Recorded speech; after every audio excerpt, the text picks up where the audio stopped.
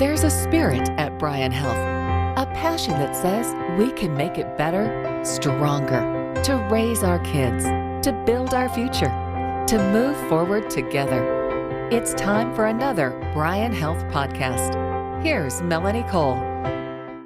If you're a new parent, you have a baby or a toddler even, you may say to yourself, I don't need to worry about a dentist for quite a while because they're not even growing teeth yet. And when they do, they're only going to have a few in their mouth. But that's not necessarily the case because it's never too early to get a good start on healthy teeth. My guest is Dr. Marty Killeen. He's a pediatric dentist with Wilderness Station Pediatric Dentistry. Dr. Killeen, in my intro, I said, maybe it's never too early. Is it? When should we take our child to the dentist for their first checkup? Earlier than you would think. That's the answer. We recommend getting kids in for their first dental checkup before their first birthday. A lot of reasons for that, but prevention is the main reason. We want to make sure we're preventing cavities before they occur. If we bring them in before their first birthday, can you see any evidence of the teeth and how they're coming in? Yeah, you bet. You really can. You can not only see the new teeth and how they're coming in, but then also the ones that are in and what the teeth look like themselves, what the enamel looks like. And part of the assessment at that age is, all right, figuring out, well, are there areas that are kind of higher risk for catching cavities? How did the enamel form? And then we evaluate the dietary habits. Try to give some guidance to the parents of, okay, do this, don't do this, kind of change things because, we're all with the idea of trying to prevent problems before they occur. So, yeah, it's really helpful for us to get an assessment and then let the parents know maybe some minor changes that can have a big effect on oral health. Well, prevention is certainly the key. And if you could help us prevent the child needing braces, that would be really, really good on down the line. But we know that's not always possible. So then let's start with, what do we do? Those little teeth are so adorable. What should we use to clean them? Yeah, great question. So I get asked often here at the office, but once those teeth come through the gum tissues, we want to start brushing them with a toothbrush. It doesn't have to be anything too fancy, just a soft bristled toothbrush. And we want to be gently massaging the teeth. That way, we're knocking off the plaque and keeping those teeth nice and healthy. Even at a young age, getting that plaque off is great. It helps keep them clean and helps prevent cavities from occurring. The next question would be, well, okay, so a soft bristled toothbrush, do you put anything on it?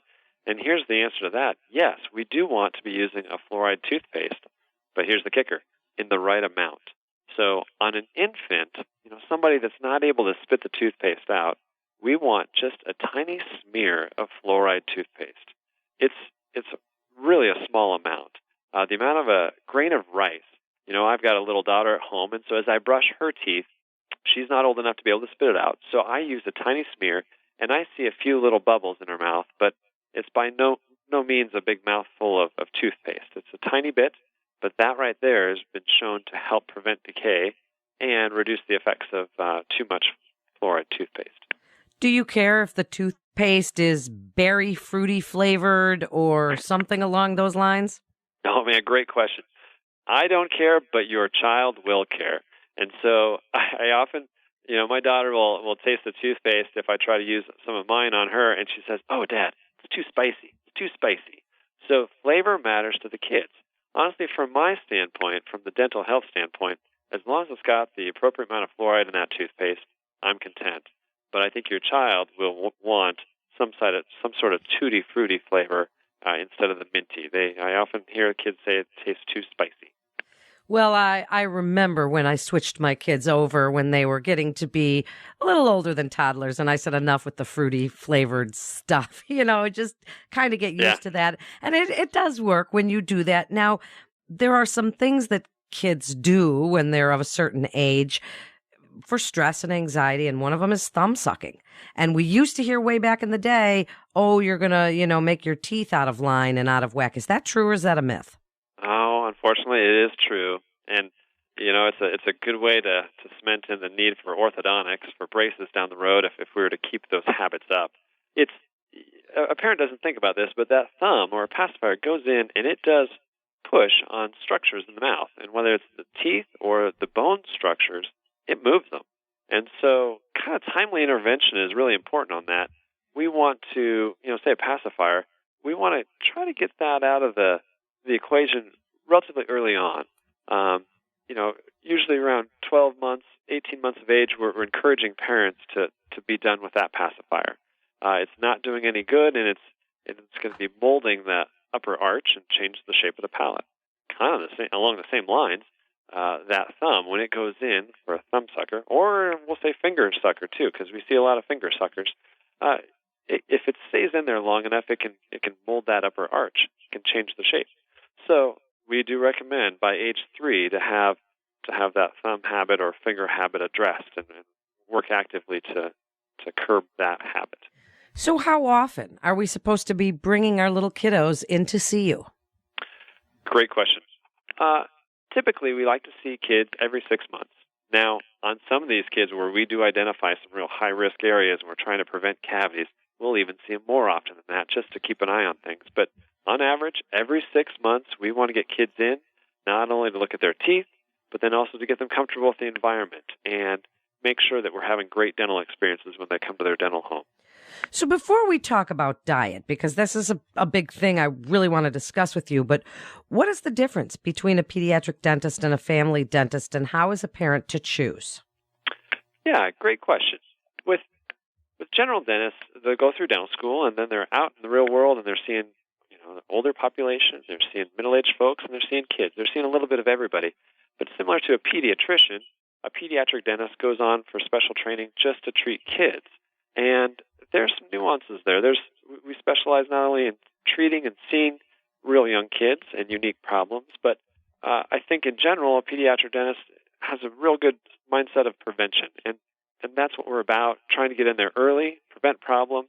But there's some things to it. And then we're also the outlet, too. So we see a lot of referrals at our office from people all over the state who have some severe needs, and they come and see us, and we get them fixed up. So, yeah, we're not only about prevention, but then we're also the provider for a lot of general dentists to serve as kind of a helping hand for them with their patients. That's cool. What a fun profession that you're in, Dr. Killeen. So let's talk about diet, because as the little guys are either nursing or bottle feeding, and then they start their little solids, and it's all pretty mushy food anyway. And then maybe they get started on whole milk, or they get, maybe they have a juice here and there. What in our diet are we doing to our kids' teeth that could either help or hurt their future dental needs? Right, yeah. Well, one of the things we see so much sugar now in the kids' diets.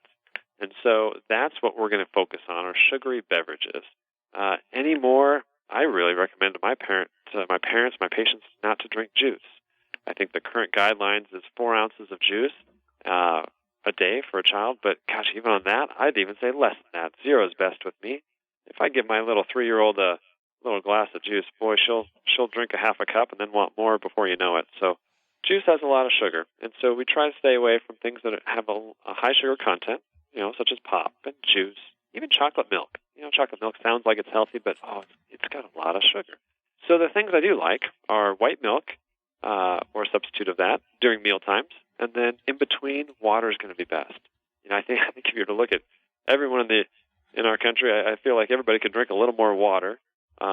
It's a healthy habit to get into, and so starting at that at an early age, water is very healthy and it helps the body function. So avoiding the sugary drinks, the sugar-containing beverages, and going for water is going to be best. The other thing too is the diet. As kids transition from being nursed or from being bottle fed over to solid foods, there's a lot of temptations. And whether it's coming from grandparents or parents, we like to spoil our kids. And so it's tough to be kind and kind of spoil them at times, but then also be mindful of the sugar they're taking in. So I'd just warn parents and say, you know what, candy, I know kids love it, but we've got to be mindful of it, try to reduce it. It causes cavities, as well as the gummy, the fruit snacks. Boy, I call them the dreaded fruit snacks because they do create a lot of cavities. They sound healthy too. It's not like a misnomer, a fruit, but it's really it's just a kind of like a gummy bear. But they are easy. As a parent, I understand, but I tell parents, don't give in. Don't buy them, whatever the sales gimmick is. try to avoid purchasing those fruit snacks. That's certainly true, and it is hard to tell your kids no when they see all the fun little pictures of animals and things on the snacks, and they are easy to give. So wrap it up for us, Dr. Killeen. What a great segment and such important information. Please tell parents listening what you would like them to know about visiting their dentist for the first time with their new little babies or their little toddlers, and what you want them to know as any way that we can possibly prevent tooth decay. You bet. I'd say the big three, I'd say get your child in for their first visit before their first birthday. That's real important. In terms of prevention, we can cut things off right then and there. So get them in early. Brush them once the teeth have come in. Brush them twice a day. Doesn't matter their age. Once they get teeth, we've got to take care of them. And then also stay away from all the sugary sweets. Juice, the fruit snacks, the chocolate milk. Those things can be really hard on teeth. It's great information. Thank you so much, Dr. Killeen, for joining us today. And thanks to our Bryan Foundation partner, Cornhusker Bank. This is Bryan Health Podcast. For more information, please visit bryanhealth.org. And if you'd like to hear more Bryan Health podcasts, go to bryanhealth.org/podcasts. I'm Melanie Cole. Thanks so much for tuning in.